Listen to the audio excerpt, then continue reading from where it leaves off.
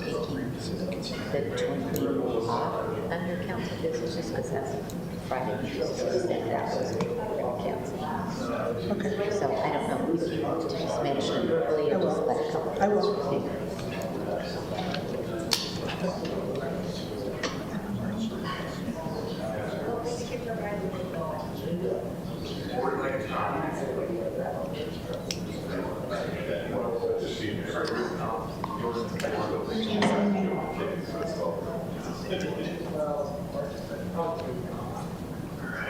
Calling us to order.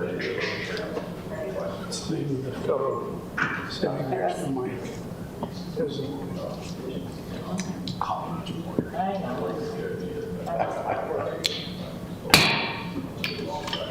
Good evening. I'd like to welcome you to the July 19th, 2022 meeting of the Logan City Council. good broadcast. As you know, we did not hold a meeting the day after Independence Day, so this is our first meeting for July. Our opening ceremony this evening is our Light and Power Director, Mark Montgomery.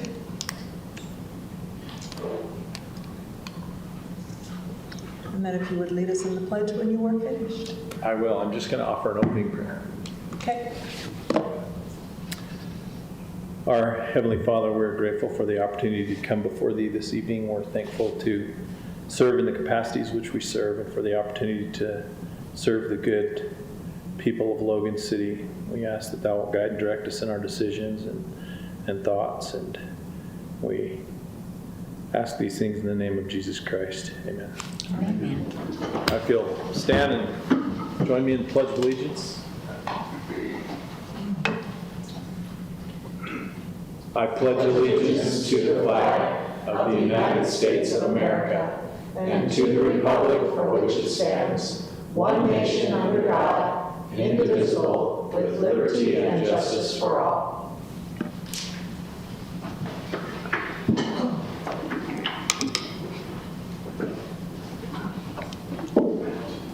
The next item on our agenda this evening is the acceptance of the minutes from our last June meeting and the approval of the agenda for this evening.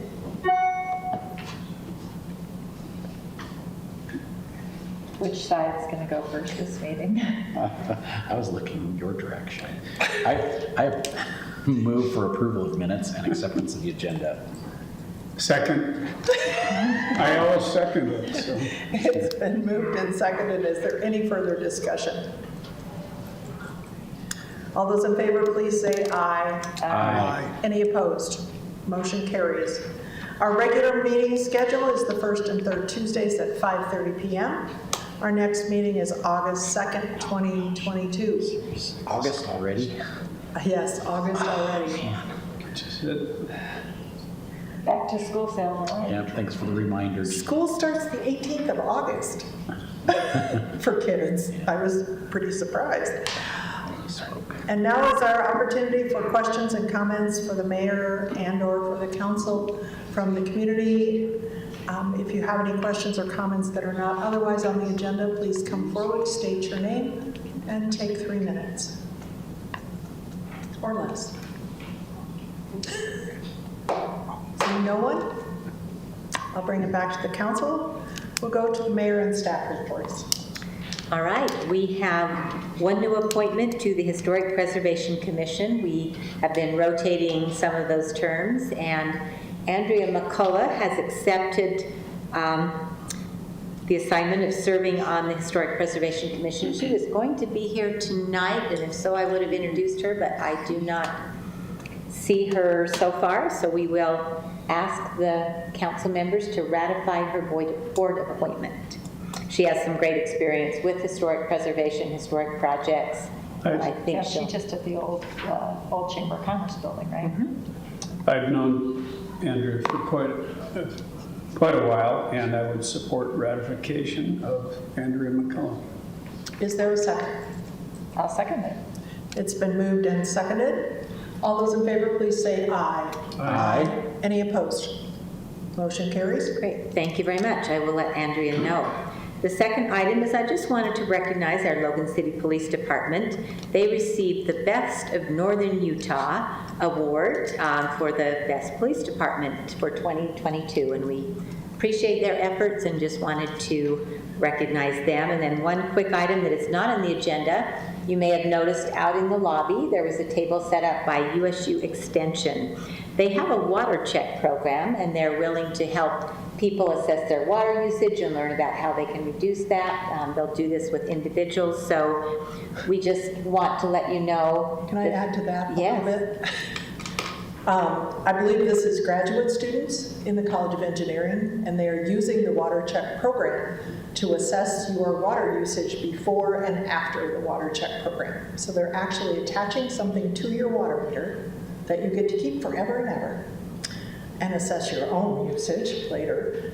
And they will attach the meter, measure it. They will do a water check through Extension. Then they will measure it again following that, so they get a better idea of whether it's making a difference. Thank you for those specifics, and it's free of charge, correct? Yes. So we would encourage anyone who might be interested in taking advantage of that program. They need 30 Logan households. I've been exchanging phone messages with them, so hopefully they'll be at our class this week. So there are a limited number of spaces who get to have this free service, so. Yep. It's a nice opportunity. So with that, that concludes my mayor and staff reports, and I'm finished. We'll move now to council business. In planning commission, we've had another short-term rental approved. There were some conditions related to parking that it was interesting because the individual wanted to know if they didn't do X, could it be okay with the parking that was there? But it was pretty clear that we have passed an ordinance that says if you have to have so many parking places per bedroom. So, and the West Point subdivision was approved with conditions, and this is the subdivision that we upzoned so they could subdivide, and then it will come back to us as a downzone.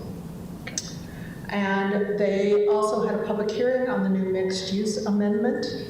There was quite a bit of discussion. I think the Planning Commission was quite sensitive to the letters that they had received from the neighborhoods.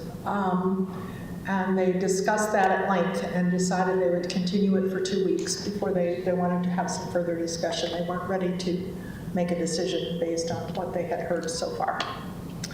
So that is my mixed use spiel for tonight. So that will probably come to us in September then? Probably late August. Late We might August. workshop it in late August, but it'll be September.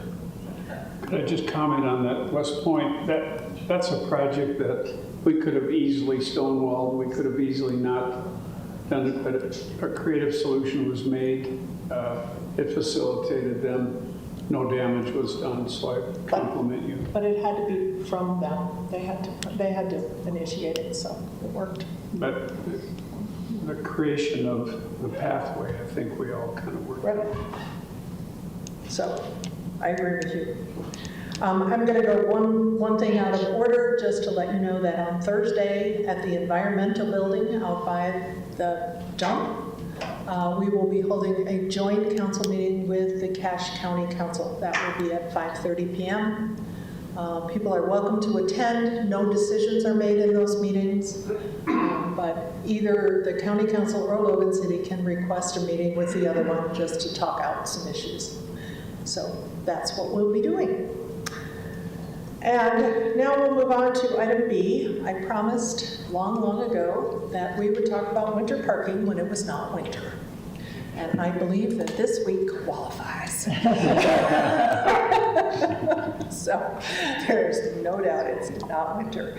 So I've asked Russ Holly to give us sort of an overview, and my hope is that in the next few minutes, however long we want to take, we will make a decision on how we would like to move forward. This is not a decision-making conversation. This is only just a conversation. So, Russ? Thank you, Madam Chair.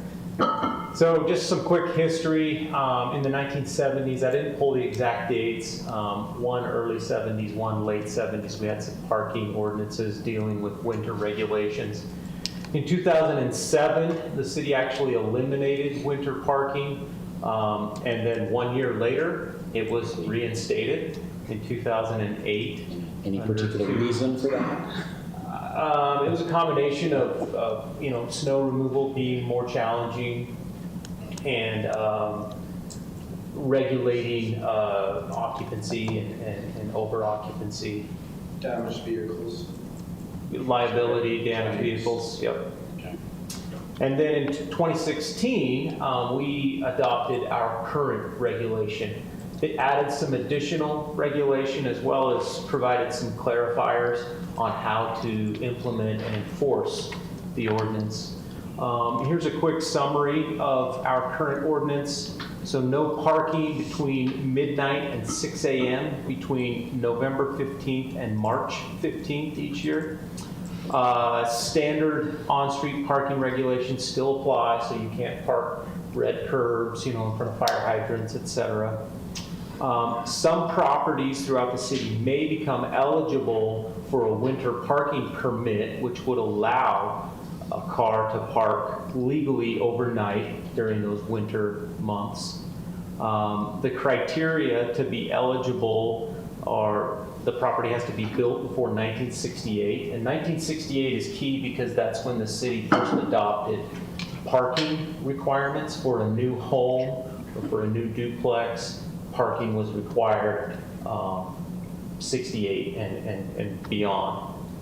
And then if the property's non-conforming, it must be grandfathered to be eligible. And then it's a combination, or it's a formula of on-site parking minus required parking, and I'll go through an example here in just a second.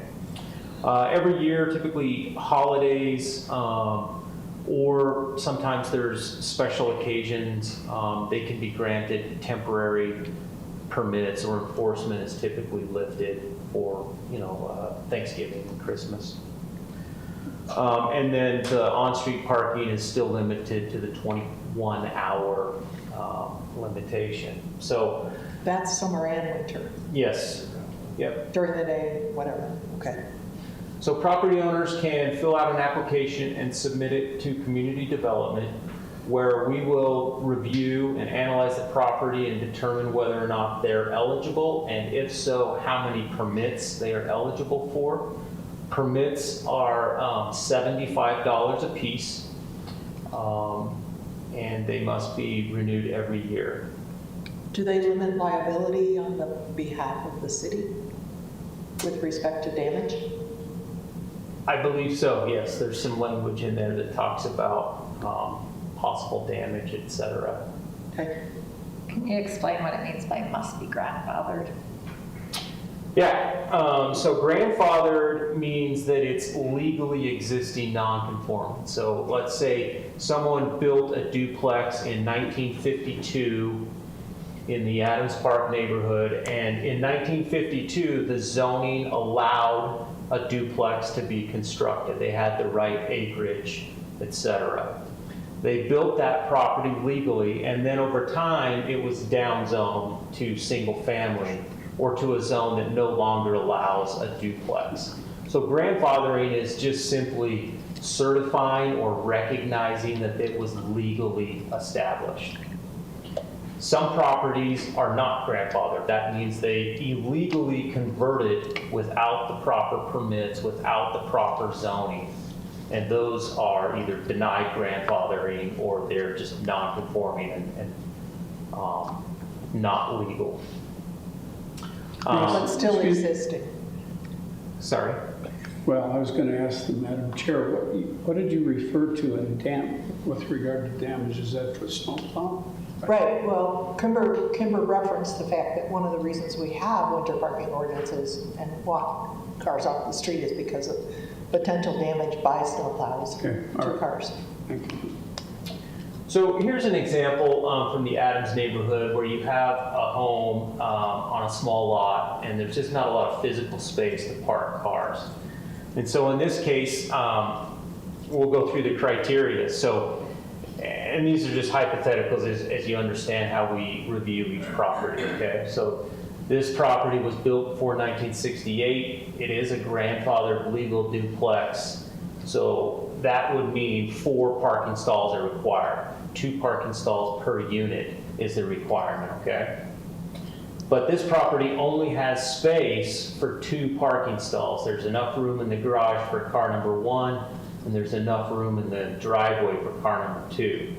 So you subtract those 2 on-site parking stalls, which would mean this property would be eligible for up to 2 permits. So they could purchase 2 permits, $75 a piece. Okay, so that's how we review a new property. And If- those permits are for the spot in front of their home, not anywhere in the city? They're It- just for the, It does not require them to park right in front of their property. Okay, they can park anywhere on the street as long as they're following regular parking rules. You know, they can't be on a red curb in front of a fire hydrant, things like that. Or be there more than 21 hours. But they could be across the street, they could be down the street a little ways. Most often, they're right in front of their own property, but not always. And the 21-hour rule would Still applies. Yep. So we sold 222 permits last year. That number increases slightly every year, but not drastically. We were like 218 the year before, about 210 the year before that, and I think we were about 197 the year before that. It ebbs and flows a little bit. There's actually about 400 properties that are eligible,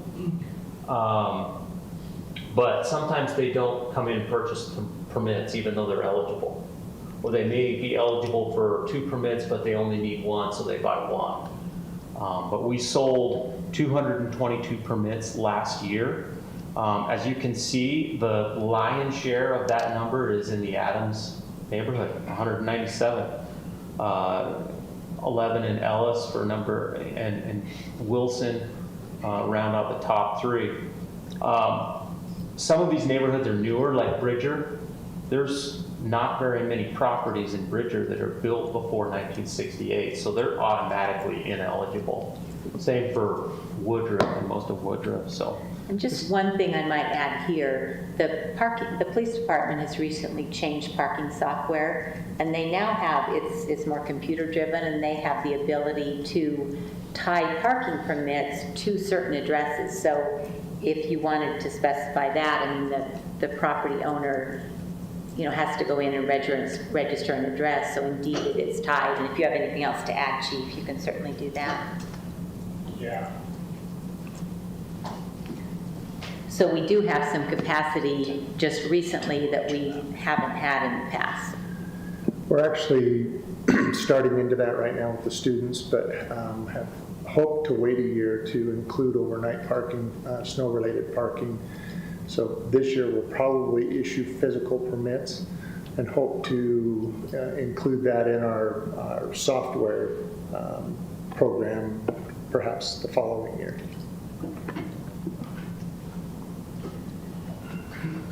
One question, Ross. I know in Adams neighborhood specifically around campus, there are parking restrictions for on-street parking for residents. They have to have a resident permit. How does that blend with all of this? Yeah, so there's a couple different parking programs. The chief just referenced the other one, and that limits parking during school hours on certain streets. That's not citywide, it's just certain streets in close proximity to the university. They run independent of each other because those school hour restrictions are not midnight to 6 a.m. Okay. But in some cases, folks will have 2 permits. They'll have a residential permit for the day, and then they'll have a winter permit for the night. Okay. That's all I've got, unless there's any other questions. Go.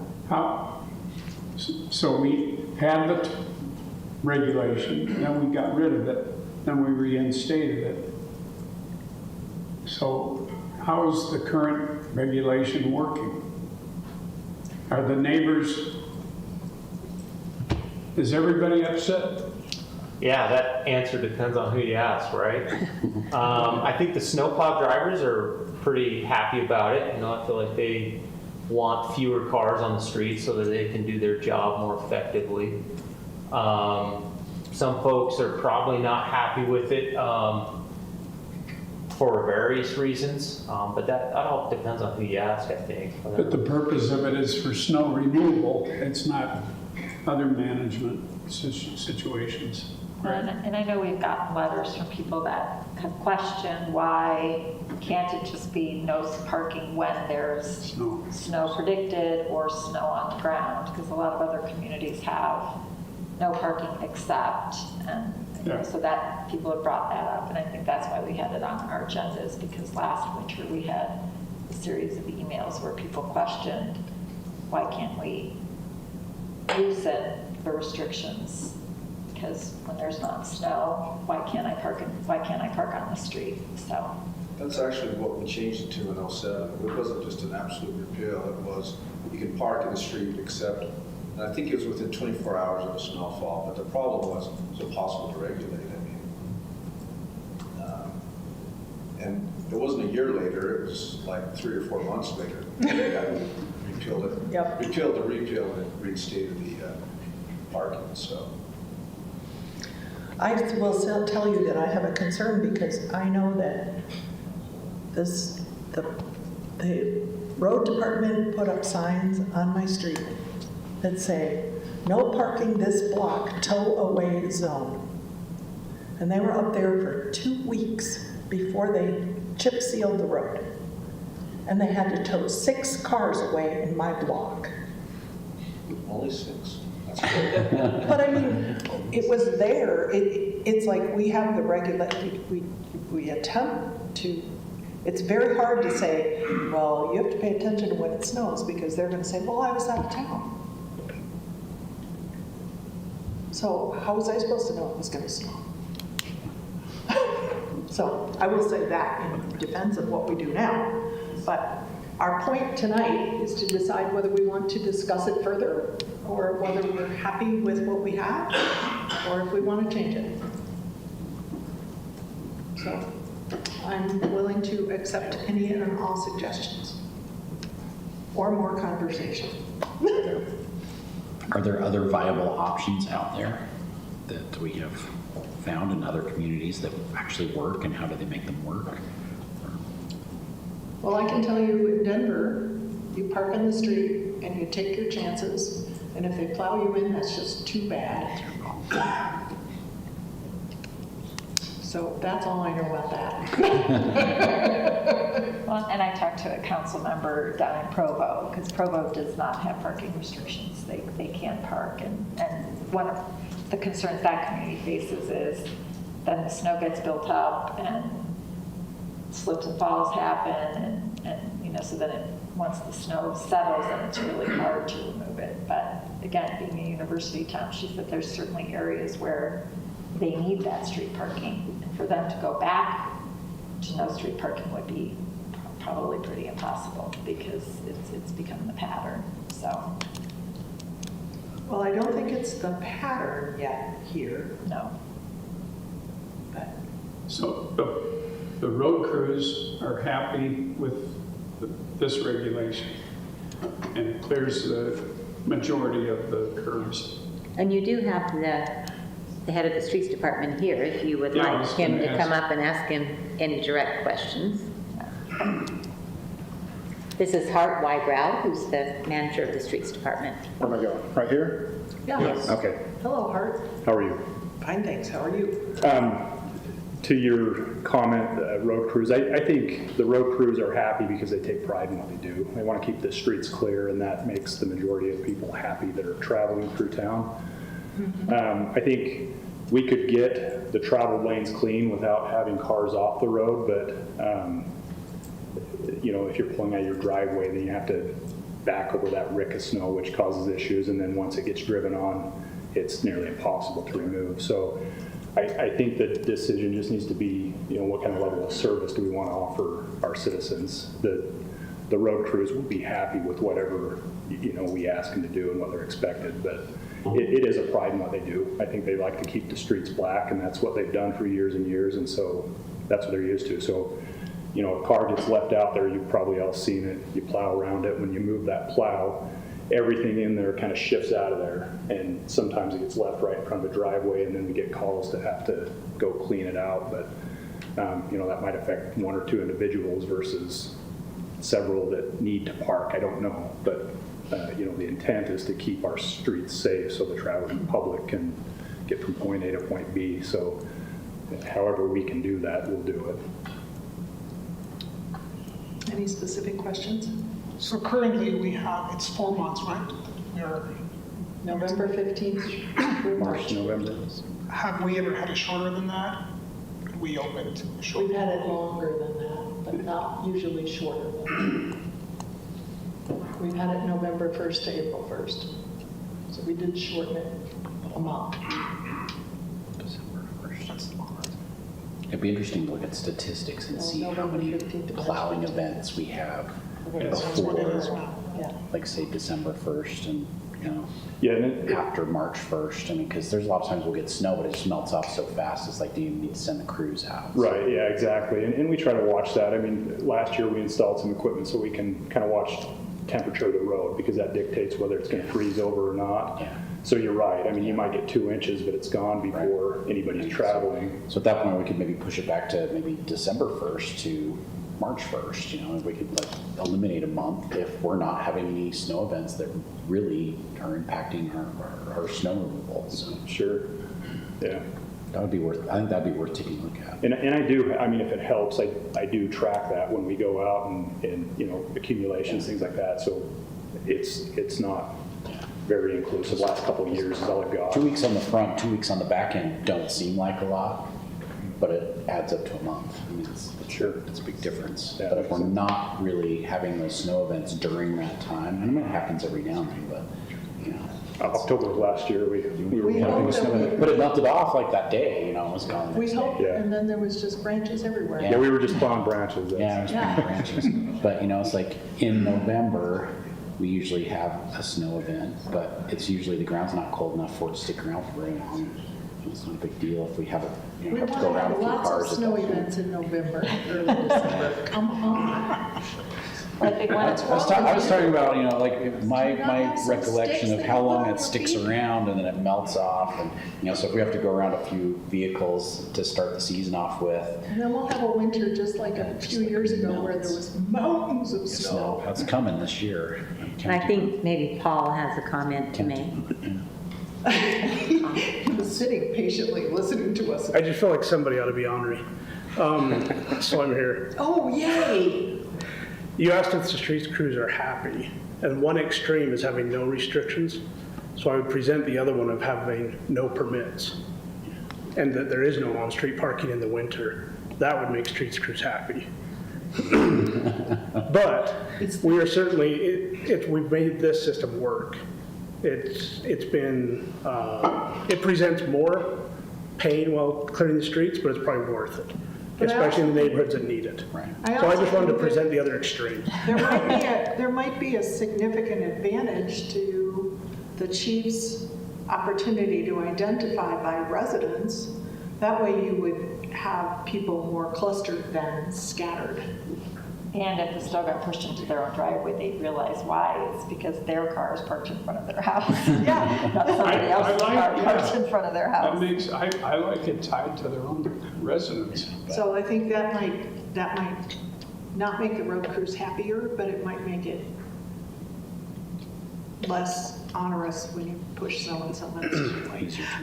True. You just mentioned the road crews being happy, so I wanted to present what would really make them happy. But realize that we're willing to work with whatever works best in that delicate balance. I That's know, all. driving a snowplow is not exactly like It's driving hard. a Yeah. little tiny What- GTI. Since our hard dates are November 15th to March 15th, let's look at, you know, how many times do we really have to plow before the 1st of December? I mean, how many, and how many after the 1st of March? And, you know, maybe we I can think there's a look higher, at something. higher probability after the 1st of March than November. Yeah, but it melts really fast in March, though. You But what? I think It there's- melts really fast in March, though. It's We like, have some of the best, we have we get lots. lots of snow, but the soil's starting to warm up already, that, you know, if you decide not to go out and snow blow your driveway, it's gone the next day. I think the reason this came up, though, is from people who are looking for that additional parking. So Yeah. to them. An extra month is an extra month. But I'm saying for them, it's like the ability to park, period. Yeah. I don't think changing it a month is going Yeah, to it's not gonna assuage the make a problems that have been voiced to us. And so, Okay. you know, having lived in a wide variety of communities, some that park, some that don't, you know, I think main thoroughfares are usually the high priority. But I guess the question would be is, are there streets within our community where overnight parking on the street would or would not matter? And how difficult would that be, though, where it's okay on the street but not on that street? And I can appreciate the reasoning is that over occupancy, which was stated as well, that if you allow it, then all of a sudden it becomes much more difficult to track whether or not an apartment or a home is over occupied. But it's that balance between the city providing the service, but the city provides services for its citizens. And I mean, you live in Adams, Jeannie. I think the precipitating email for this was a family that had teenagers and could only fit 2 cars in their driveway without having to move. So sometimes even within a home that's not rented, there's more than 2 cars for some of these houses. And so, are we meeting whose needs are the priority and what is our biggest issue? And if it's over occupancy, then clearly we don't want parking, but I don't know. I don't know either. And I will say that I think hills are an issue as part of it, because you want to plow more streets because it's, everything goes up to the university. And people want to get up there. And so I think that, there aren't as many major thoroughfares as there might be otherwise, because the ones that are truly major are done by the state. It's, directed by the state.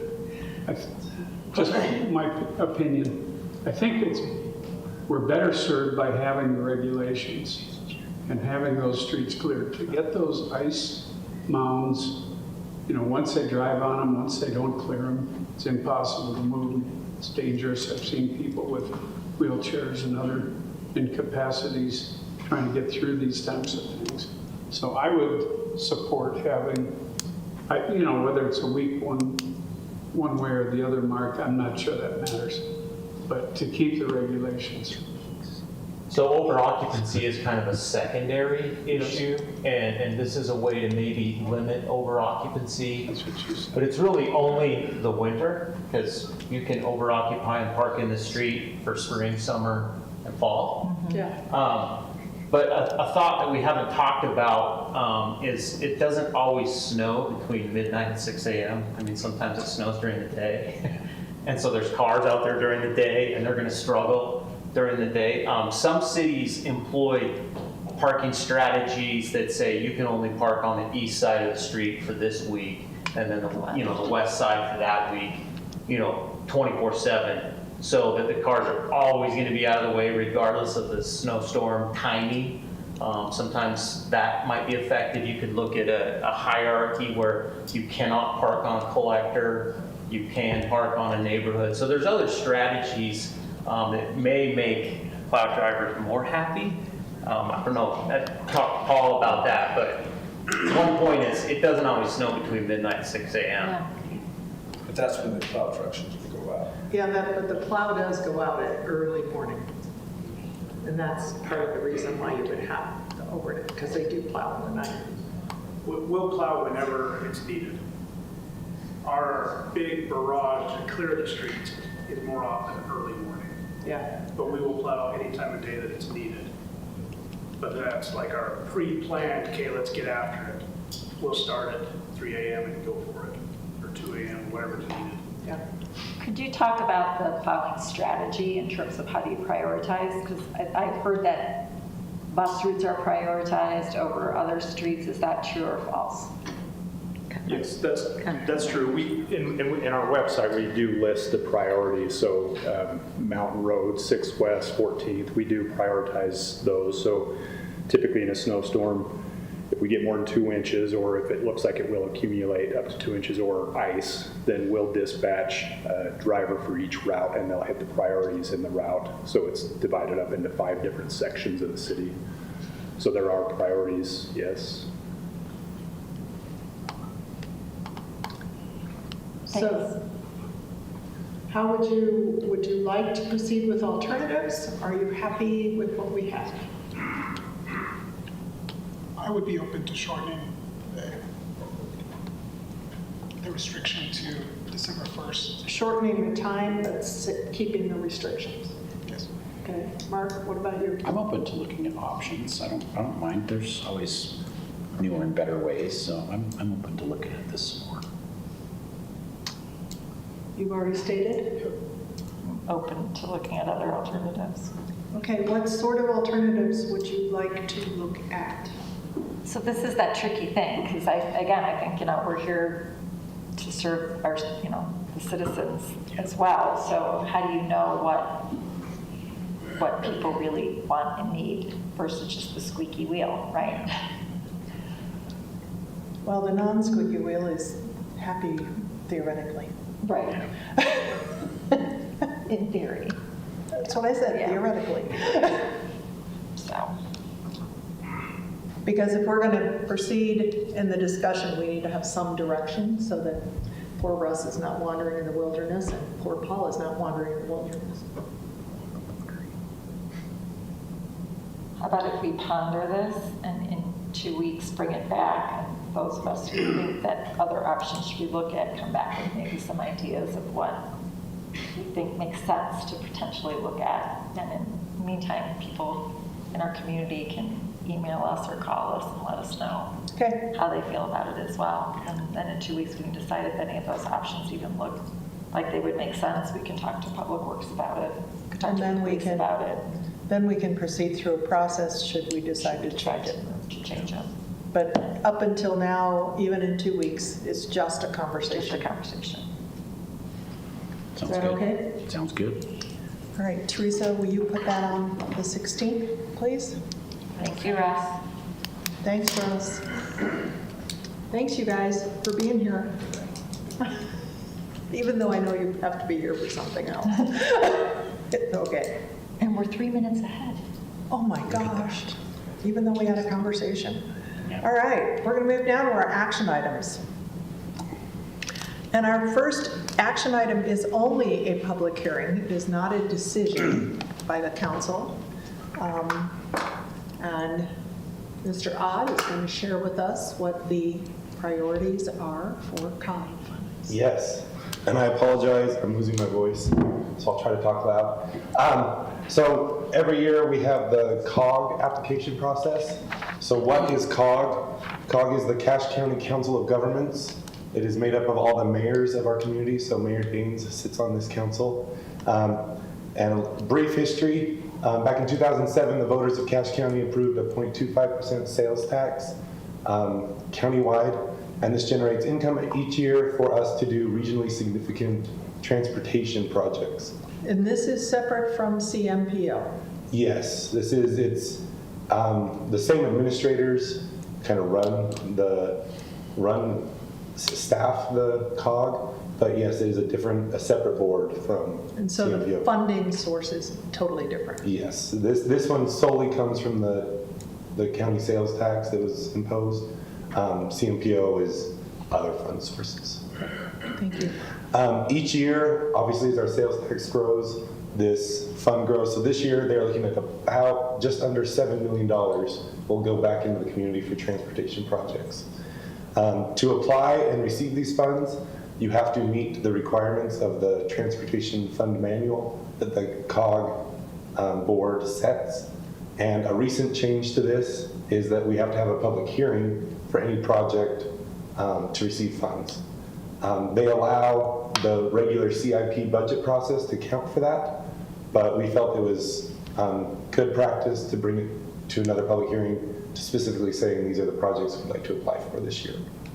So that is what I have today, is the 3 projects we'd like to apply for funding for this cycle. So Sam, can you, just before you do that, these 3 projects were already in the long-range transportation plan, correct? That is a good clarification. One of the requirements of these funds is they do have to be a part of the CMPO, the countywide transportation plan. There are a couple small exceptions for small communities. Logan City does not qualify as a small community in the valley. So we do not get those exceptions. So our transportation master plan identifies, I'm trying to sort of, I had this question asked of me. So our transportation master plan feeds into the CMPO's master plan, which is larger than just us. Correct. And it has to be in that list in order to potentially be funded through this Correct. source. Yes. Okay, thank you. So the 3 projects we are proposing this year, this is the first one. It is the 700 South First East traffic signal. You would have seen this on our CIP plan this last year. And we were anticipating this application when we put that on our CIP plans. It'll be a new traffic signal. River Heights, we've contacted River Heights, and they're in support of the project. We have contacted the 4 property owners on the corners, and they have all expressed support for the project. And as I mentioned, it's already on our CIP plans for this fiscal year. So And that, will it the require- street leading east is River Heights? Correct. That east leg is River Heights. The bottom left corner would be like the driver's license division. This is a dangerous, have there been accidents or? Somebody got There's killed. pedestrian death here. Yes, there have been accidents, and before we considered a traffic signal here, we did a warrant study for the traffic signal. That was done last September, and it did warrant a traffic signal based on traffic volumes. And will there be widening of the street in any direction? No, we don't have any plans to move the curb and gutter or anything. It will just be putting a traffic signal. We anticipate some advanced warning around that curve, so we're putting some signs ahead to tell you, hey, the traffic light is turning yellow or red. So That'd be a those good plan. coming around the curve, you can see it. See it better. I've been on that corner a lot and watched you like inch out and then shoom, there's somebody coming around the corner. Yeah, So, Great. Okay. That's the first one. The second one, this is the 1000 North 600 West intersection. Down by R&R Donley would be the bottom left corner. The new Blue Springs development is that top left corner of the intersection. This is a new change again to this year's application process, is we can apply for design funds. It used to be that you had to make the project already 100% mostly designed before you could apply for construction funds. This year they've allowed us to apply for design funds. So we are pursuing that. This would just be for design, and then at a later date in years down the road, we would anticipate applying again for more construction funds for this project. As we presented in our CIP plan, construction for this project isn't for a couple years out. So a new traffic signal, and then we've got roadway enhancements. Where we haven't designed this, we don't know exactly what those enhancements will be, but we anticipate widening, installing curb and gutter, those kind of improvements. so how much wider would 10th North, do you anticipate it being? If I'm correct, I believe this is a 99-foot cross-section. And how So, big is it now?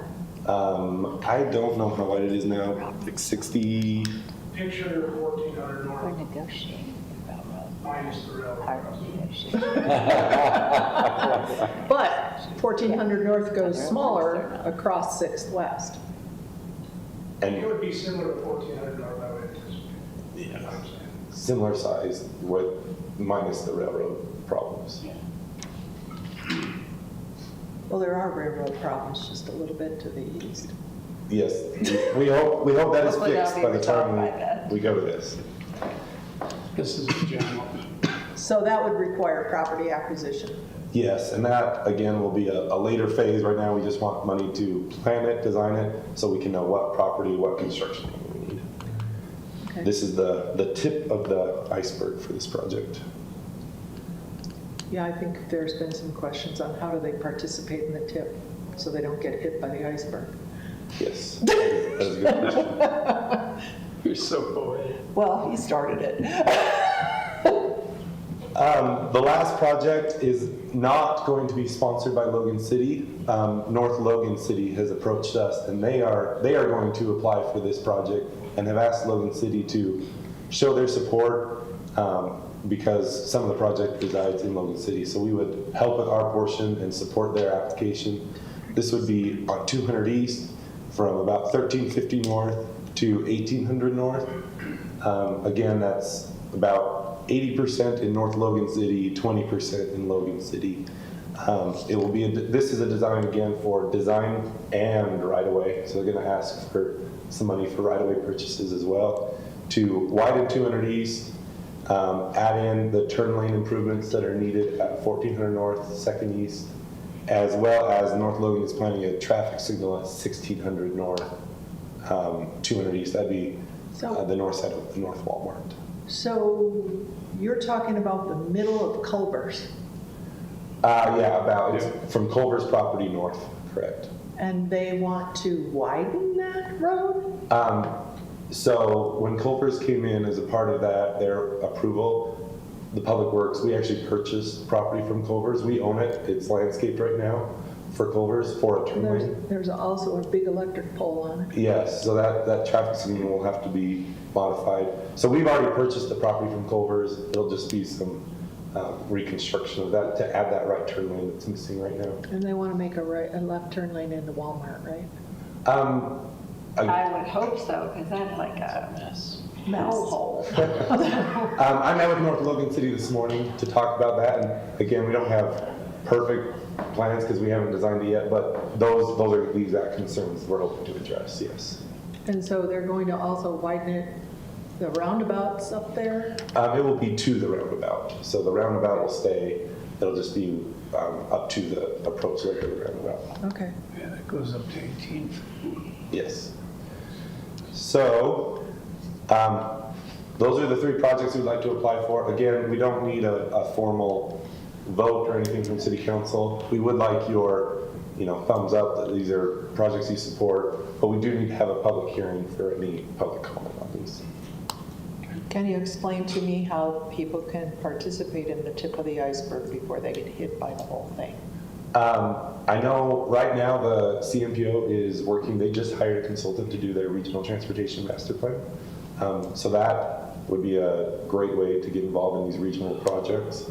Because like I said, you have to be on that plan to be qualified. So you will be hearing more about that as they start rolling out that transportation master plan.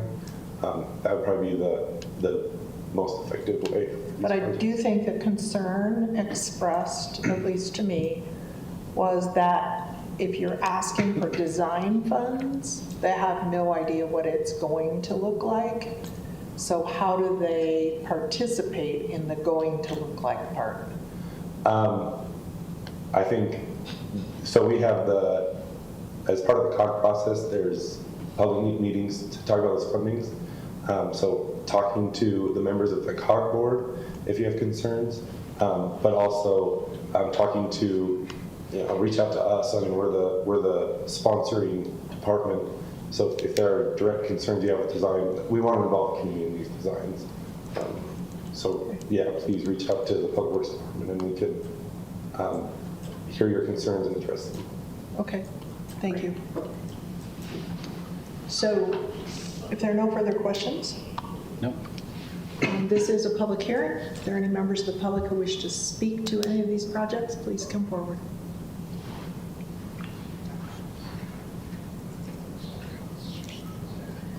Dr. Gail Yost. I have been on the neighborhood council and the steering committee of that council from the beginning.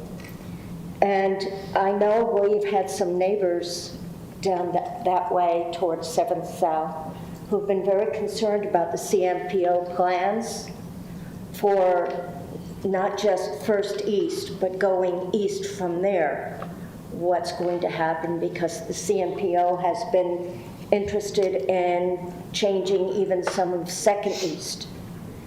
And, which I don't see how that's possible because of those apartments that have been south of us. But I do know that there's been a lot of concern from the neighbors, and they've talked to us on the neighborhood council, or the steering committee. And is this going to be, again, the tip of the iceberg for anything later on coming to the east of that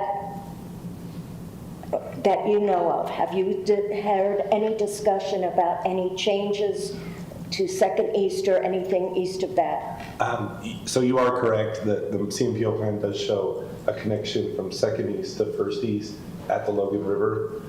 This 7 south first east signal is totally independent of that.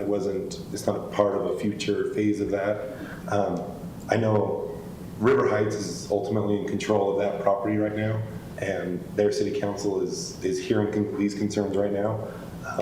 So I would definitely express those concerns to River Heights and the CMPO, but this intersection project is not tied to that project at all. Okay, that's what I needed to But know. there is opportunity to comment as they do their long-range plan. Yes. And do you know how that is readily accessible to the public? As they start, like I said, they're just getting geared up on that transportation master plan. So as that starts, there will be public outreach on that. So I don't know how to do that today. I'm sure that information is forthcoming as they get started. On the CMPO website, they've been gathering comments on the long-range regional transportation plan. And the official comment period is over, but I believe you can still get on and make comments on their GIS story map for that. So, yeah, as I explained to someone, it's very complicated and there are lots of avenues that you have to pursue in order to make sure that your priorities are heard. And we know we've heard those concerns for more than just this last little year or 2 years. We've heard them for several years now. And this does affect Wilson neighborhood. Whether or not it's in River Heights or if it's just down First East, it still affects the neighborhood because it affects traffic. And if they try to put change traffic to also go down Second East somehow and then move over, that's just going to make that intersection even more difficult to travel on. Instead of easier, if people are going to be pushed into going down Second East, if they get a Second East route, and then they have to go east. No, they have to go west. That makes the traffic even worse on First East. It might as well go straight down First East. And I understand the possible need for the traffic signal, but if this is going to be used to try to push, I know you say it's independent, but if it's going to try to be used to push that plan so that they can reroute some of the traffic down Second East instead of First East, that plan seems ridiculous because they're going to be able to go faster down First East than they would if they're rerouted. That's just our point of view. We've discussed it in neighborhood in the steering committees. Great, thank you very much, Gail. I appreciate it. Is there anyone else who wishes to make a comment?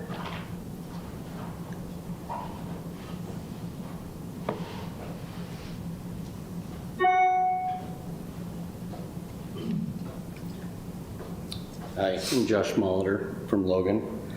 With the second, or with the First East and over by the, what is it, the driver's division? Why don't they do a roundabout there? If you do a stoplight, it's gonna, traffic's gonna get pushback?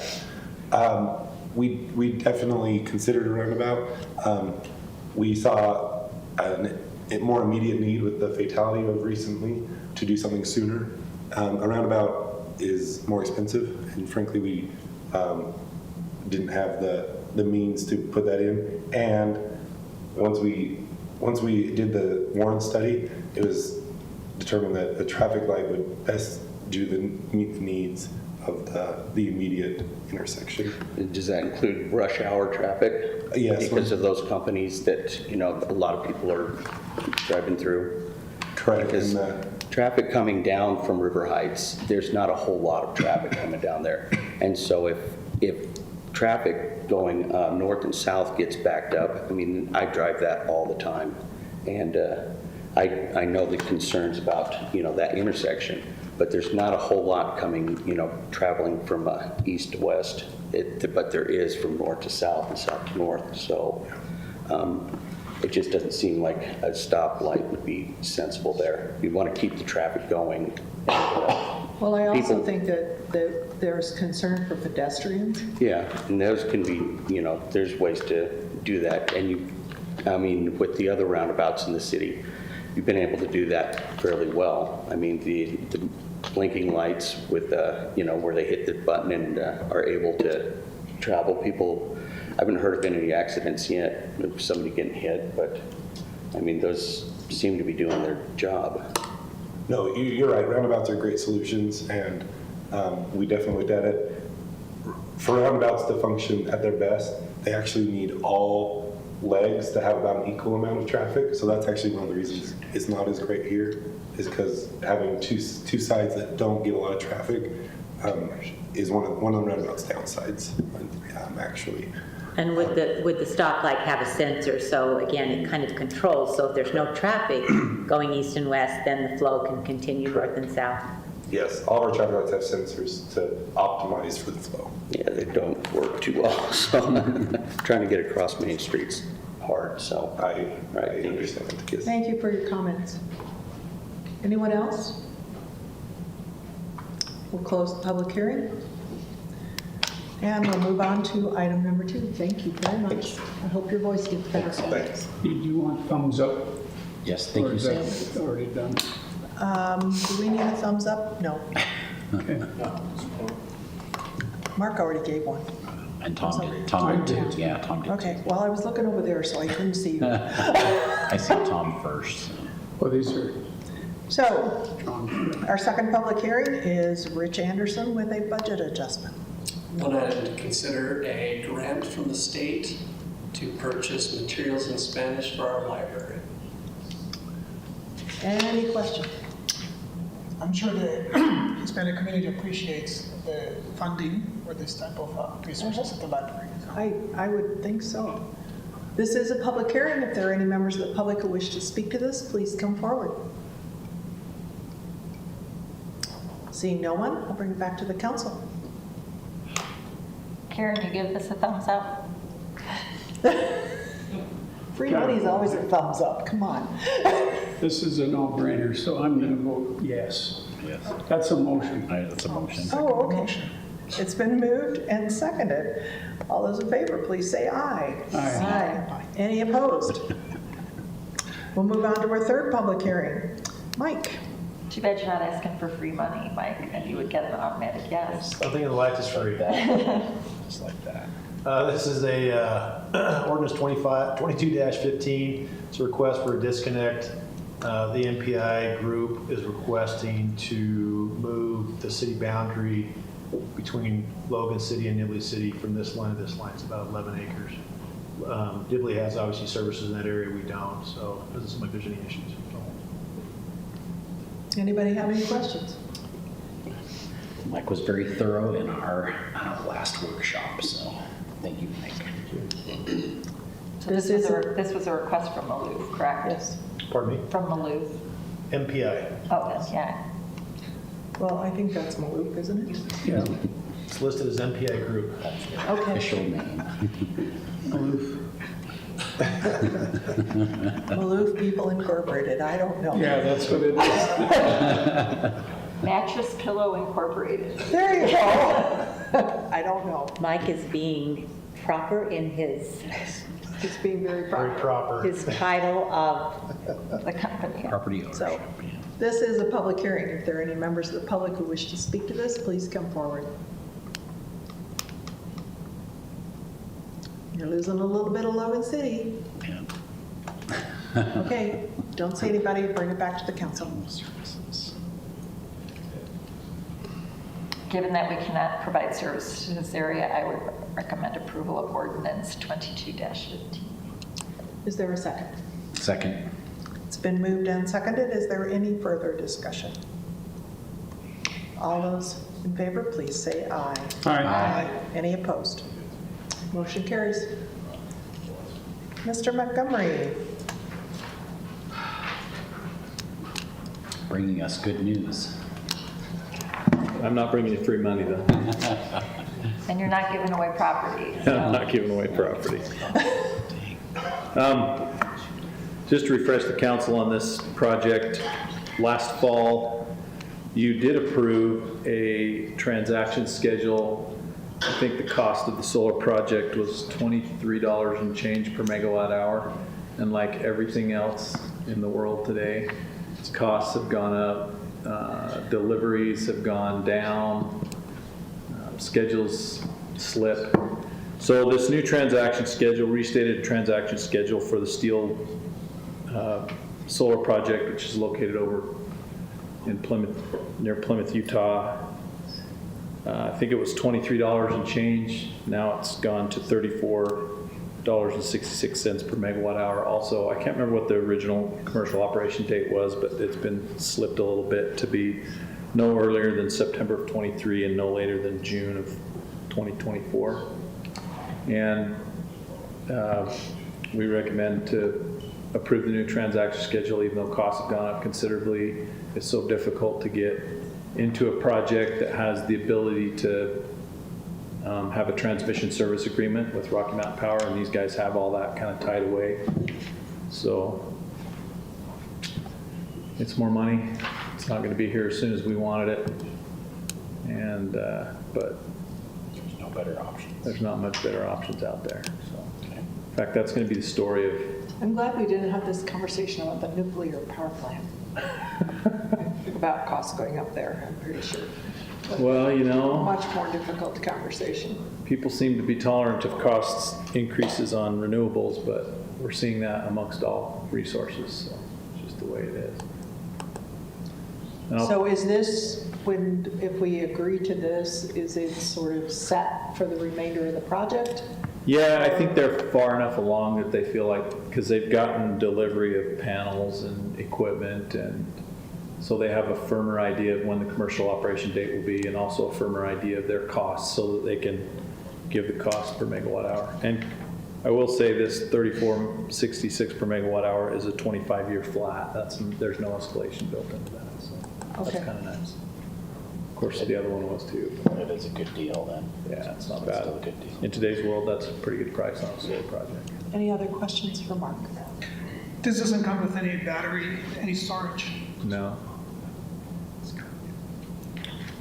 Okay, thanks, Mark. This is just a consideration of the resolution, Actually, it is a resolution. but it's a, well, we're considering, We said just, that's why it threw us off. Yeah, sorry. there's no public hearing, is what I No, it meant. says public Correct. hearing. Oh, But no, it's- yeah, no public hearing. But there is a vote. There is a vote, but no public hearing. So, any further discussion? Anyone want to move the motion? I'll move acceptance or approval. Resolution 22-30. Is there a second? I'll second that. Moved and seconded. Any further discussion? All those in favor, please say aye. Aye. Any opposed? Motion carries. Thanks, That is- Mark. I missed your tie and suit coat, though. I apologize. I'm a little But you know, disappointed. it's kind of cool. If you look, you can tell that the chief and Mark wear the same kind of sunglasses because they were real sunburned right here. Which is right here. It's true. So, anyway, thank you. Yes, we. I'm here for the next one too, so. Oh, you are, workshop. You can't get rid of them. Oh, gosh, darn. Okay, go for it.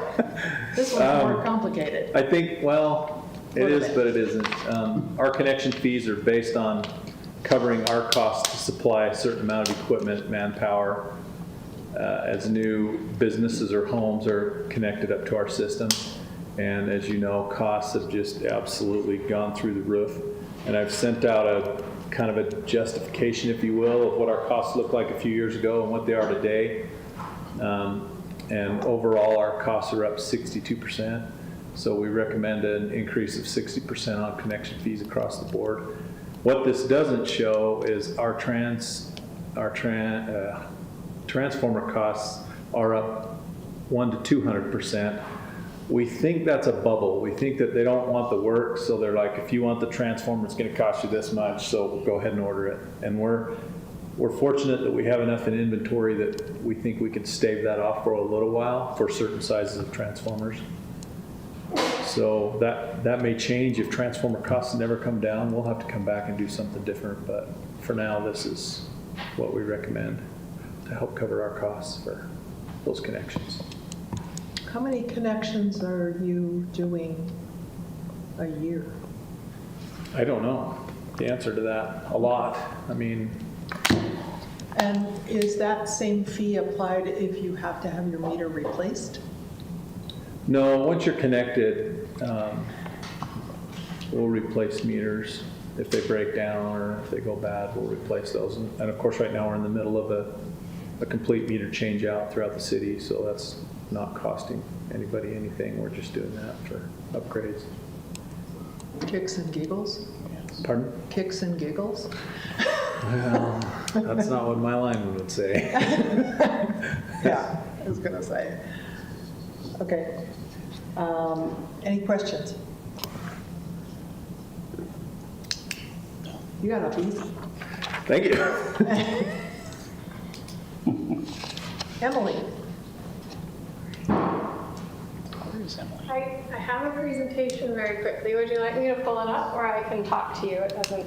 You can do whichever you Naomi's choose. here to help me. I'm so sorry. You can do whichever. I have a little bit of a river running through my basement right now, so I'm here for a minute, and then I'm gonna pop out really You have a quick. river running in your basement? Yeah. That's not where it's supposed to go. Correct. That is the correct answer. So anyway, sorry I'm a little bit unprepared. If you just go to the link, actually that's the easiest. That's a horrible thing. I know. I'm familiar with that river. We can put this off, go take care of your river. Teamwork. You pass the water. Okay. There we go. Down the island too, so. All right. So I can do this right over here. All right. All right, thank you for giving me just a minute to pull that up. Basically what I included in your packet was just the proposed 2022 incentive program updates, and so I'll go a little bit into some background about why we're making these changes. And I should note just from the beginning that RESAB has approved everything that, or has given the thumbs up, I guess, to everything that we're talking about today. So just know that off the bat. The focus of these new incentives is beneficial electrification. So I think that you'll notice that some of them might look to increase the amount of electricity that a homeowner uses, but it generally will replace the natural gas fuel. Most of the technology, and I kind of have more information about it here, is more efficient than anything that's natural gas. So like if you have an 80-90% efficient furnace that runs on natural gas, that means that only 80 to 90% of the energy that's going into that furnace is being translated into heat or cool or whatever that you're wanting to get out of that appliance that you're using. Electric appliances are generally closer to 98-99% efficient, and you don't have any waste heat that's going up a stack in your home. So they call this beneficial electrification. There's another word for it too, but I honestly can't remember it right now off the top of my head, so I can get that for you if you want it.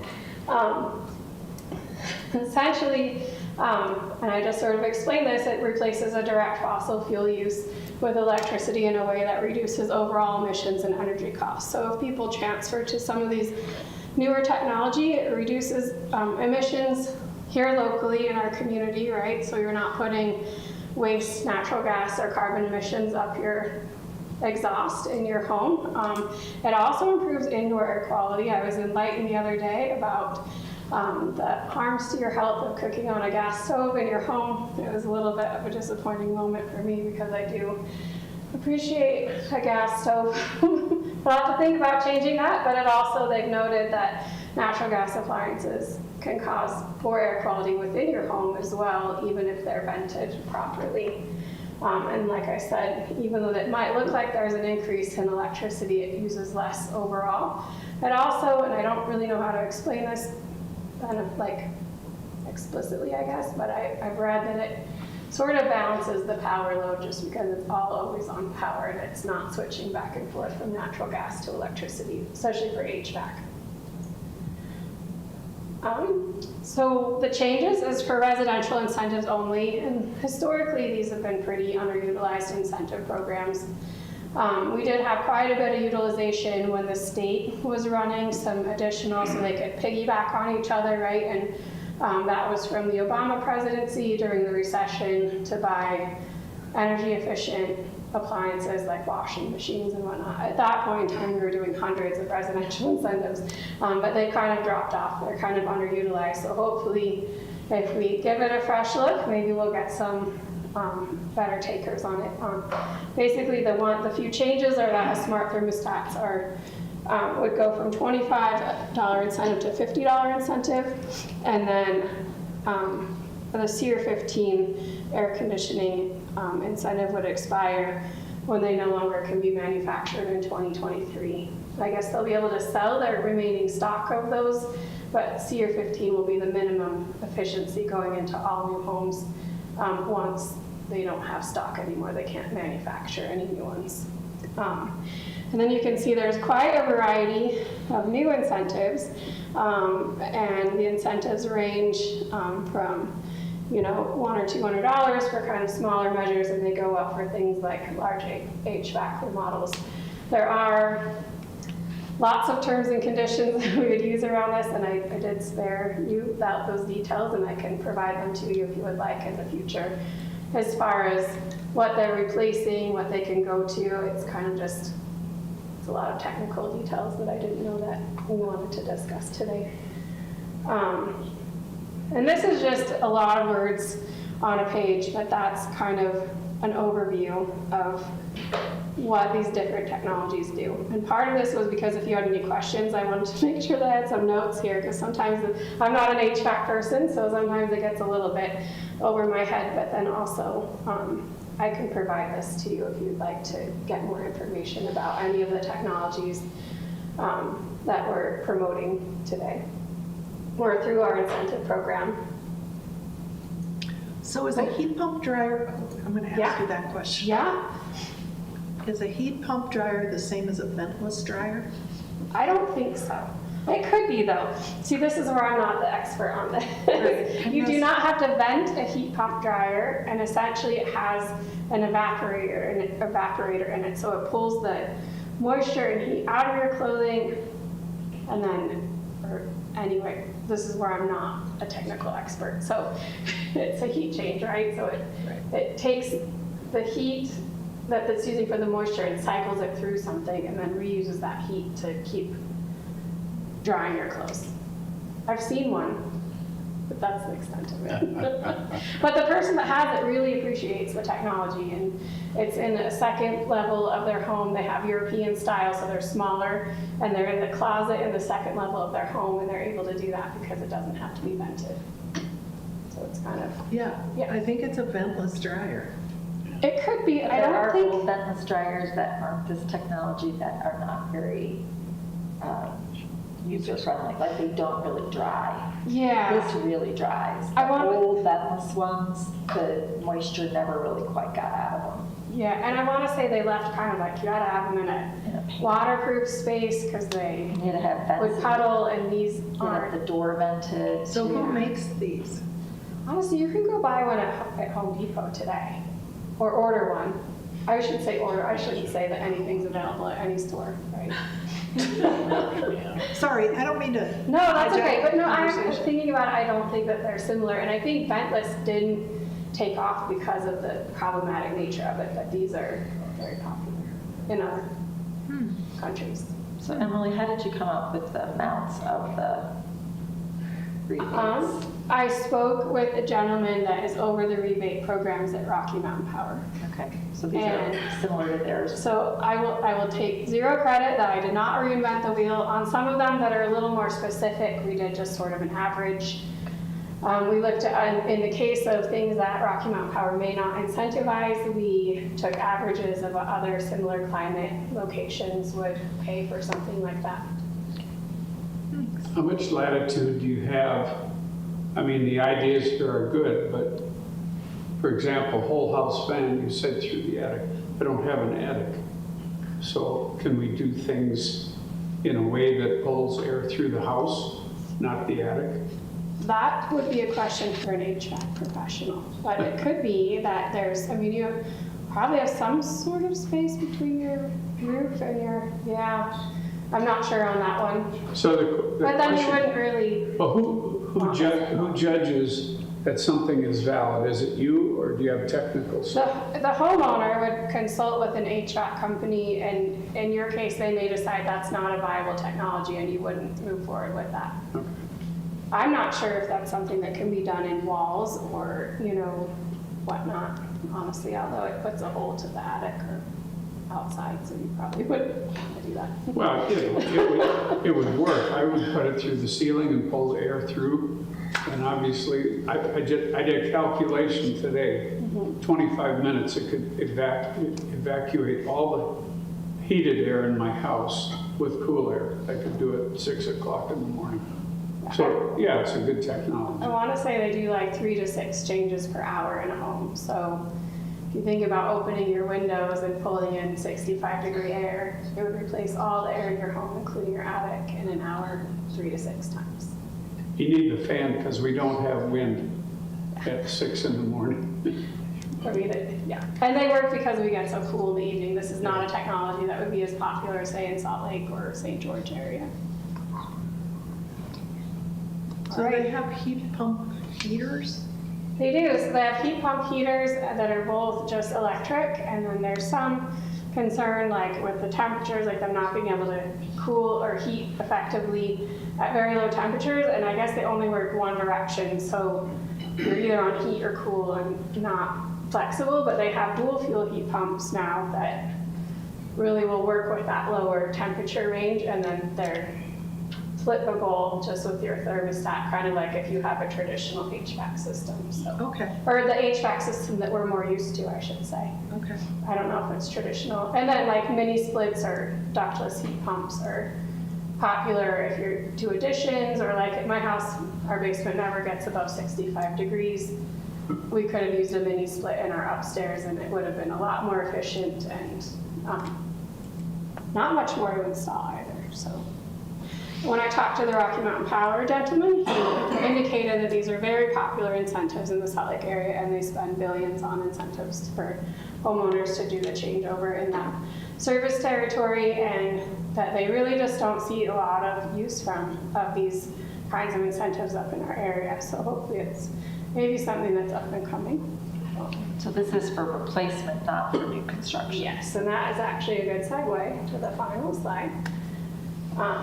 And these are just some general conditions. Like I said, there's quite a few more specifics. I think it's existing homes only. If we were going to incentivize new homes, it would be a different kind of look and feel to the incentive program. And it's a lot more expensive with the growth that's happening in our community. The equipment, is new and permanent. Just the length of time that they have to file their application after it's completed. We say a limit of 4 per customer per calendar year. I've toyed with maybe changing that to 4 per foundation per calendar year in the final, just because that's kind of our like property, because what this is doing is limiting it to a 4-plex, changing their heating or cooling so that like Old Farm doesn't call us and say, we want to do all the refrigerators or all the thermostats, and that's not something that our budget can support necessarily, so. You're saying 4 items or 4? What is the 4? So for, Per customer, For rebates. per customer. yeah, or per, per property kind of, we're saying like we would do for, air conditioners if a landlord wanted to upgrade their 4-plex per calendar year. I mean, that would be great if a landlord would want to do that for their tenants. So I could do a heat pump, a fan, a thermostat, and Yes. a Yeah, dryer. Those 4, but or 2 thermostat, I mean, a lot of homes surprisingly have 2 thermostats, which is kind of interesting. I didn't really realize, but we've been doing the rebates as a bill credit. Like none of this is new, except for that some of those will have more specific criteria to be eligible. Just because there is things like if it's supplementary, if it's replacing an electric, like an already heat pump system in a house that's all electric, or if it's replacing resistance, baseboard heating, et cetera. So it's like I said, it gets a little bit technical. Okay. But that's all I have today. Technical, but very interesting. Yeah, it is. You could talk about it for a long time, actually. But yeah. Now go deal with your river. okay, I don't hear about it. I think we have peak professionals there dealing with it. That's why I'm here. Oh my goodness. But Maybe Agnes will learn how to swim in the basement. yeah, they're not going down. But anyway, is there any other questions for me? And if you think of anything, please do feel free to reach out. Thank you. Thanks. Where's the line? Some-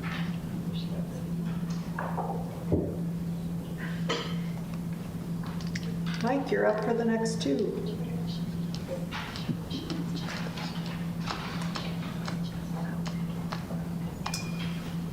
Okay, the first one is, we're proposing a modification to our fee schedule. We want to add an annexation application fee, and the base fee is $350 and $25 per acre. The reason is we've just got these astronomical notification costs that we need to cover. So it's really in a nutshell. Okay? Okay. So the legislature proposed to change without providing the funding for it? They never do that. They and our city council never does things like that. Sorry. Just a bit of There's no sarcasm. reporter here, is there, tonight? Okay, the second item that we have is ordinance 2217. We need to make changes to our Logan Municipal Code 520 with mobile food vendors. There were a change in state law that deals with licensing reciprocity. So if somebody gets a license in, say, Brigham City, they can come over here and operate. We don't have to require a separate license. We wanted to clarify that. And the second clarification was making sure that people were aware they couldn't put a mobile food vendor in a neighborhood residential zone unless they were associated with a special event. Do they have to have a special permit for that? To locate in a residential area? Yeah. For a special event For permit? a special event? Yeah, it's prohibited unless you are associated with a special event. So they don't have to get there just has to be a special event permit somewhere. Right. Not, Somebody has to have each that individual permit. vendor doesn't. Somebody has to have So the umbrella permit. chief has a really good friend whose daughter is getting married and they're gonna have food vendors in the driveway. No, He would get a special event permit for that. Yeah. so Eddie would get a special permit. I don't know that it'd be granted, but he'd have to apply. But the mobile food vendor does not have to have a separate permit. Right. But it has to be associated in a residential area with a special event permit. And I don't know what the criteria would be to get one in a residential neighborhood. I guess technically we're TC2, so maybe it doesn't apply. Yeah, would not there. Well, I mean, you still have special event permits in TC2, but it'd be a lot easier to have it there than in a residential. Okay. I'm just, want to make sure I tell them if they have to do something different because they haven't lived here for a long time. But if it's a private event, it's like a party at their house, they probably don't. It's a wedding. But that's what I mean, they probably don't need any kind of permit if it's just invited guests to their. But they're going to have food trucks. Well, if they have a food truck that serves their own private event, In their they don't driveway, care. it's like having a caterer at your house, as long as it's not in the public right of way, it'd probably be fine. Okay. The underlying issue is it's the corn dog guy wants to show up and park on a vacant lot up in the Wilson area, and we've said no because it's a residential area. What about the ice cream guy? Or the ice cream guys treated differently, they're licensed differently. But we're talking mobile Okay. food trucks. Just checking. The ice cream guy's like a neighborhood thing. It causes problems for the ice cream truck, so. Who's gonna We arrest had a him? corn dog truck come to celebrate the 90th birthday for somebody at Terrace Grove and did not have a special event permit. They just parked it. Families came out and got their corn dogs. And we're MR20, so. Yeah. I can see the chief arresting the ice cream guy. Or the corn dog man. Okay, just, thank you. Sorry, we diverged a little bit. Important questions, though. Hell, you know, I don't want a former judge from Tooele County to get in trouble with a food truck in his driveway.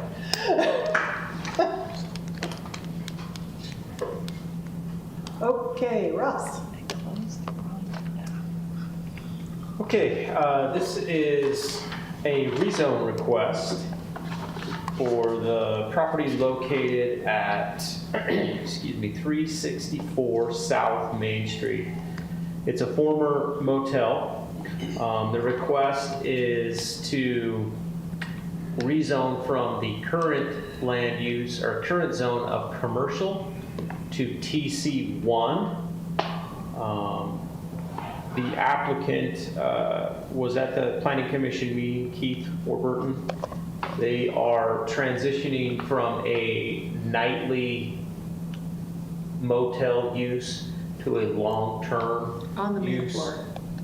On the upper floors, the current zone allows for long-term residential on upper floors. Right, but they're gonna they want to do the main floor. Thus, the reason for the rezone request is they would like to convert all of the motel rooms to long-term studio and one-bedroom apartments. They're modifying the rooms to include a kitchen and a dining area. Most are studio, a couple one-bedroom. The applicant works closely with Bragg for clientele for these residences. The project does not fall in line with our future land use map as we call out the area to be commercial. The block is currently split. There's a residential on the east side, commercial on the west side. Staff does have some concerns about future redevelopment potential. If, you know, TC1 zone allows 7-8 stories in height, essentially 0 setbacks. So there's some concerns there. The Planning Commission was not very concerned. They feel like that it's already built and that redevelopment potential doesn't really exist. It is what it is. They also mentioned, you know, the possibility of maybe down zoning it also in the future once everything is established under the TC1 zone. That's always a possibility, I guess, as well. Planning Commission recommended approval. They like the idea of creating some additional housing here. It will be considered affordable housing, obtainable housing for certain folks. And they voted 6-1 in favor of the rezone as proposed. Happy to answer any questions at this point. So this looks a whole lot like spot zoning. Yeah, it looks like, it smells like. You could call it that. Yeah, there's no such thing as spot zoning. You know, the Iowa Market, Herms, they all fit that definition, but city can zone individual properties however they see fit. But it's separated 2 or 3 blocks from TC1, isn't it? So it's about 2 blocks south of our downtown TC1 zone. It ends currently at Joanne's. And this is 2 blocks down from that.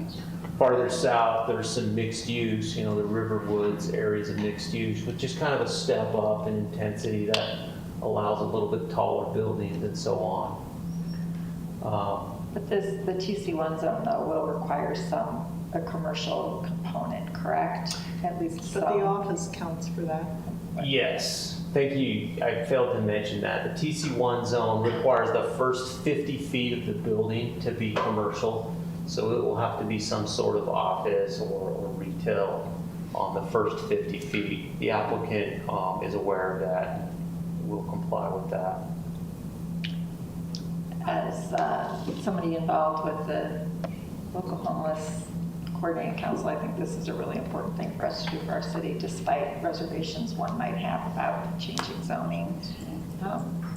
Utilizing that lower level for short term has been helpful, but I think that we do need to recognize we have a population here that requires that support from Bragg in a place that they can afford, and Keith has really provided that. And I know they've worked hard to get fire code up to date with it. They've really been putting in every effort to make this a viable and safe property for that really vulnerable population. And as I know, as we've looked across the city, there's really not any other opportunity for something like this. So if we want to serve that population here, I think, while it may not be the optimal way to move ahead with some zoning issues, I think this is the appropriate thing for us to do.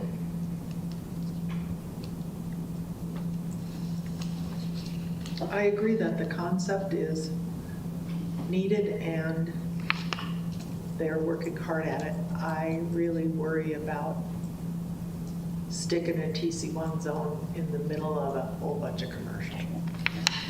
So that's my problem. Do you have any comments from neighbors, property owners, I don't other think businesses I that don't have think they got it concerns? at the planning level. Yeah. We did not have public comment on this project. Would you rather have somebody coming and changing every day or someone that stays there? Is there any other way to accomplish what they need to accomplish without this rezone? This is really the only zone that will allow them to do what they want to do because of the densities. We looked at maybe an MR zone, but they're upwards of 60, 70 units per acre, because if you look at each individual hotel room, and the site's only 1 acre, or just over an acre. So yeah, they needed this density to accomplish what they wanted to accomplish. So there's no new construction, they're not adding floors or? No. It's all reconstruction, reconfiguring, No new buildings, no new rooms. just making them smaller. But Yeah, I they think- could add, if they wanted to. I mean, if it was economically reasonable, they could go up. But they're not proposing that here.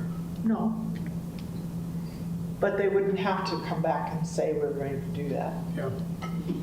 Is this for like They'd still have to come back if they're gonna add. short term? Yeah, Addition. but it wouldn't come back to us. It's Doing anything. apartments now, so. And things like parking and height and stuff would be reviewed by the planning commission. Right. I don't know how feasible, a third or a fourth floor is on this building. Probably a low likelihood of that. I don't think that's their intent, at least not in the immediate future.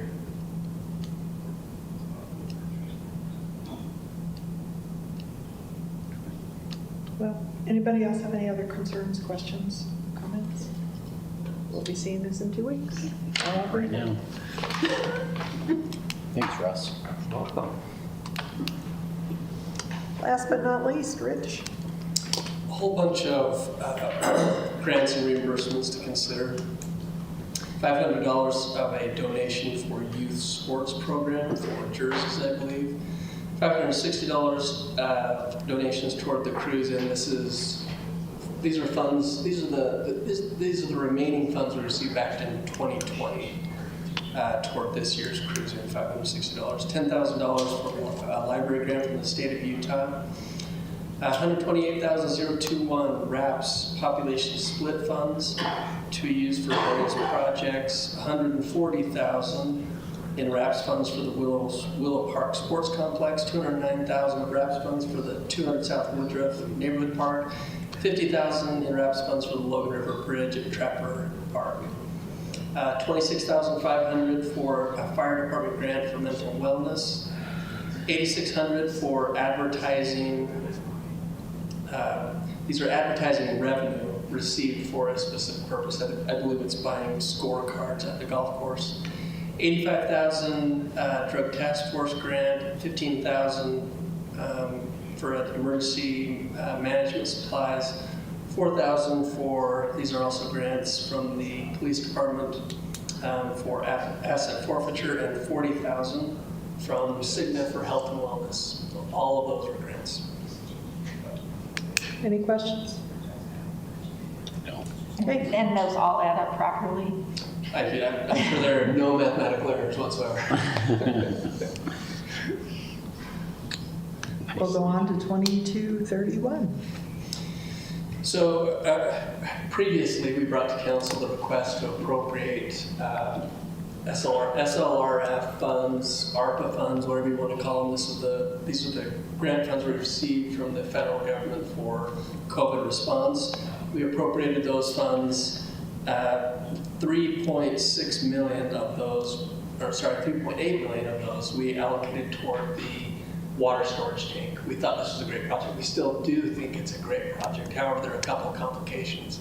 The first is the timeline associated with that storage tank is a little bit tentative right now. We're not entirely certain we can expend those funds within the time frame. The second complication, we were operating under what was called an interim final rule, and then they meaning the Treasury Department, issued the final rule, and it changed just a little bit our outlook and why we would attach certain funds. There was a threshold for a project, not the amount you're spending that are federal, but for the entire project. Well, the water storage tank is $20 to $30 million. That threw it into a level of scrutiny that was a little bit higher than what we would like.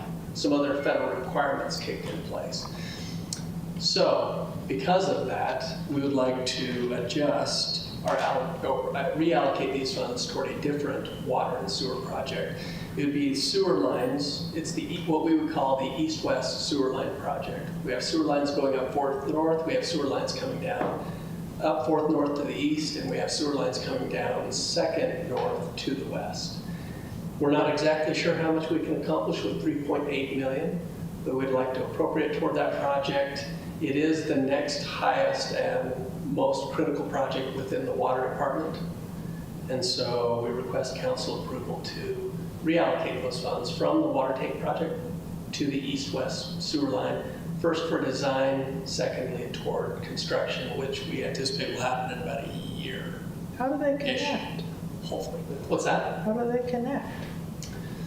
I'm thinking with pipes somewhere. You said it goes west on 200 and east on 400. I said, where do they connect? And it does happen to be some of the oldest infrastructure in the city as well. Wireless sewer. Yeah, come. Paul, where does it connect? I noticed that Rich said the sewer goes up 4th North and comes down 14th. So you meant where, No. where not It's an accountant's view of sewer. It's not a wireless connection. No, Well, how does it connect? Because, you've got sewer coming to here, and then you've got sewer going to here, and how does it connect?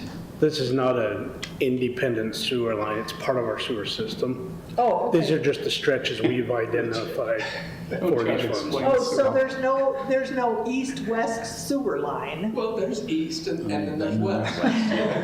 Paul, It's not one sewer line, it's I didn't come up with the name. It's true, but we are, I mean, for hopefully a wise purpose, we are kind of calling it one project, even though there are two separate sections. If 3.8 million only buys one section, we'll only do one section. However, if it'll do... And which one is the higher priority of the two? Yeah, how old are these pipes? older than you. Yeah. I don't have the dates off the top of my head. I could get them. They are very old. A lot of them have separated joints, so we actually cannot get in them to clean them. We can't camera them, but we keep them flowing to the best of our ability. They're the ones that keep us up at night. Yeah. Sam has said they're over 100 years old. And they our records show they were installed in 1915 and 1918. It's older than me. Older than you, Tom? Yeah. Wow. I remember them going in. That's why we feel like they, never mind, sorry. It's going to be the Tom Johnson Memorial Sewer Line Project. Yeah. I'd like to have them So you named, get 100 years out of these new pipes too? We would hope so, yes. the meeting's getting. To answer your question, 200 north west of Main Street would be the priority, then 400 north east of Main Street. Well, that's going to be a challenging dig, isn't it? Yes. That's why they have been on the CIP and pushed back for at least 15 years I know of. Paul really likes difficult, challenging projects, so we're going to get it done. Wow, that's hard. That's tough. Well, I applaud you for doing that. I know. That's some old pipes. Okay, anything else? That is it. Any other considerations? Yes. Oh, my goodness. I just want to make sure that the community knows that we do have a call for artists out right now for our public works. For public art. Public art project. Thank you. Public Public works. works. Public art. Not sewage. No. Yeah. It's the Yeah. If you want to start managing murals, that would be fine. It's a mural project. But the deadline is this coming week on the 26th, but I think this was a fabulous idea. I think Mayor Daines came up with it to put banners on the construction sites for the library and for the center block project. And so the look is for local artists to also include some community involvement. So the banners will be at the Gardeners Market, maybe at the Wednesday Market, at some other locations. And then they'll be up on the fence, the construction fencing at the library and at Center Block. So it'll beautify it, and it was achieved through a grant with the Utah Division of Arts and Museums. So if you know any artists that would like to get involved, have them visit the city And website and find I out. don't remember, Amy, how the murals are 10 feet? 10 by 4 are the Okay. banners. The And then, banners. yeah, and they'll be painted and then sealed, and then they'll be up. So So the art would be the image on those banners. Yeah, they'll be painted on those banners. Yep, custom art. So think art on the bus on a banner. yeah, So okay, anything else? that's all I have. Anything else? We must have something. I move adjournment. We're adjourned. I have a granddaughter. Yes.